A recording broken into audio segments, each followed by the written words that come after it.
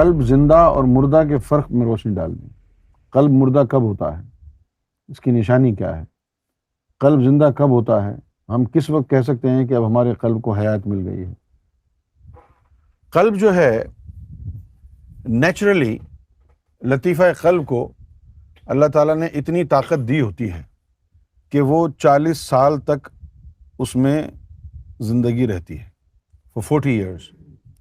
اس کے بعد جو ہے اس کی وہ طاقت ختم ہو جاتی ہے 40 سال کے بعد۔ 40 سال تک قلب میں طاقت ہے، وہ جو روح رکھی ہے نا اللہ نے، لطیفہ قلب، اس کی جو طاقت ہے وہ 40 سال تک انٹیکٹ رہتی ہے۔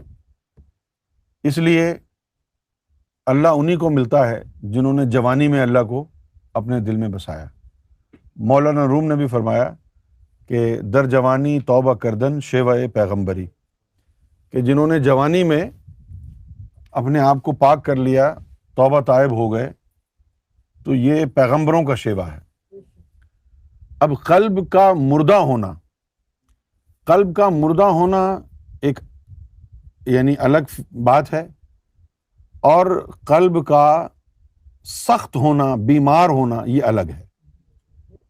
قلب 40 سال کی عمر تک آپ کو مرشد نہیں ملا، آپ کی ایج 40 سال ہو گئی، ملا نہیں، اور وہ قلب کی زندگی جو ہے وہ ختم ہو گئی، تو پھر اب مجبوراً آپ کو دل کی تسبیح تو ہاتھ آئے نہیں، پھر وہ ظاہری تسبیح پکڑنی پڑے گی۔ وہ راہ عام ہے، راہ عام ہے۔ وہ دل کا مر جانا اس بات کی علامت نہیں ہے کہ آپ جہنمی ہو گئے ہیں، آپ نے وقت ضائع کر دیا بس۔ جو مقام اور مرتبہ دل کے ذریعے حاصل کر سکتے تھے وہ نہیں ملے گا، اب بخشش کی طرف جانا پڑے گا آپ کو۔ تو ایک تو یہ ہے دل کا مرنا، کہ وہ 40 سال کے اندر اندر دل کو بیدار نہیں کیا اور وہ خفتہ حالت میں ہی مر گیا۔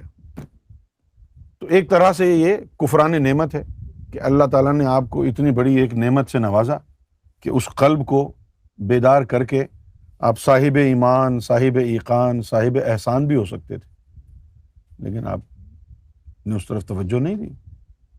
40 سال کی عمر کے بعد جب آپ کو خیال آیا ہے تو اب وہاں پر دل میں زندگی باقی نہیں رہی، اب آپ نے پتھر کی تسبیح اٹھا لی، مالا جپنا شروع کر دی۔ یہ تو ہے دل کا مرنا۔ دل کا زندہ ہونا کیا ہے؟ یہ صوفیوں کی کتابوں میں ہمارے بہت سے جو صوفی گزرے ہیں، انہوں نے بولتے وقت بہت ساری باریکیوں کو مد نظر نہیں رکھا کہ مردہ دل کو زندہ کر دیتے ہیں۔ نہیں، وہ زندہ نہیں ہوتا، دل بیدار ہوتا ہے، خفتہ ہوتا ہے۔ خفتہ کا مطلب ہوتا ہے خوابیدہ، سویا ہوا، انکانشیس۔ پھر اس کو مرشد کامل اپنی نظروں سے نور دے کے بیدار کرتا ہے، ٹھیک ہے نا؟ تو یہ بیدار ہونا ہے۔